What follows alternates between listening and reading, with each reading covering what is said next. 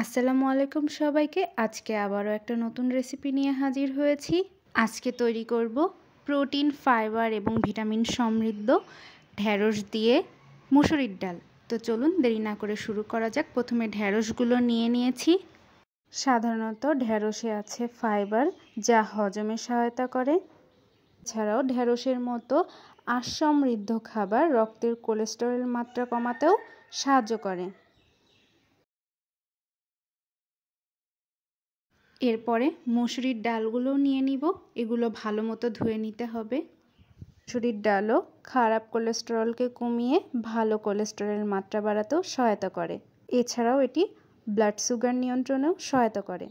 এবার রান্নায় দেওয়ার জন্য প্রথমে টমেটো কুচি করে নিয়েছি, রসুন কুচি করে নিয়েছি, ওদিকে পেঁয়াজও কুচি করে নিয়েছি, সাথে সাথে কাঁচা ঝাল ফালি করে নিয়েছি।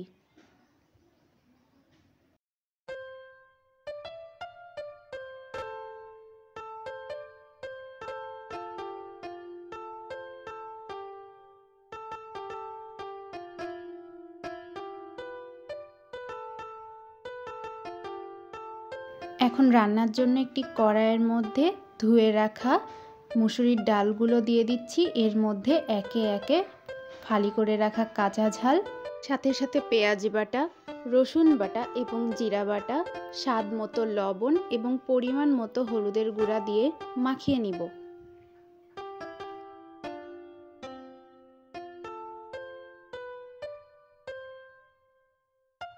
কিছুক্ষণ মাখানোর পরে এর মধ্যে কেটে রাখা ভেন্ডিগুলো আমি দিয়ে দিচ্ছি।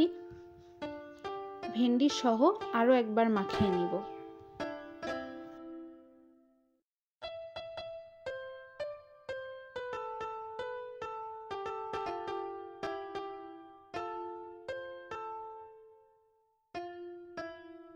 সবগুলো উপকরণ মাখানোর পরে এখন সিদ্ধ হওয়ার জন্য পরিমাণ মতো পানি দিয়ে দিচ্ছি।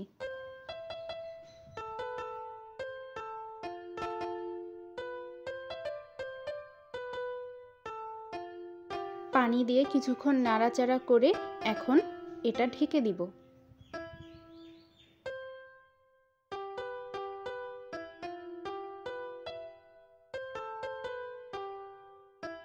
দেখুন অনেকটাই সিদ্ধ হয়ে এসছে। এখন কেটে রাখা টমেটোগুলো দিয়ে দিচ্ছি।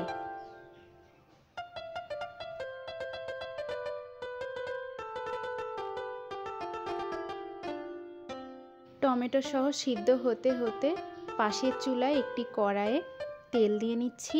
তরকারিটা বাগার দেওয়ার জন্য গরম তেলের উপরে শুকনা মরিচ নিয়ে এগুলো কিছুক্ষণ ভেজে নিব। শুকনা মরিচগুলো ভাজতে ভাজতে এর মধ্যে কেটে রাখা পেঁয়াজ কুচি এবং রসুন কুচিগুলো ভেজে নিচ্ছি।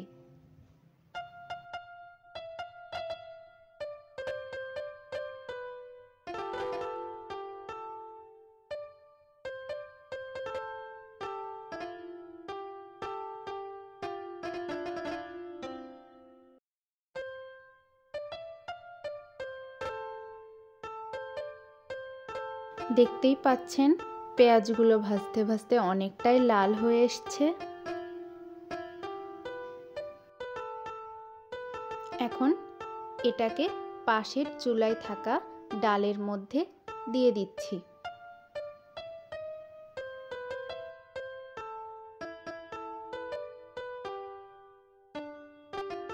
এখন খুব ভালো মতো নেড়ে নিতে হবে।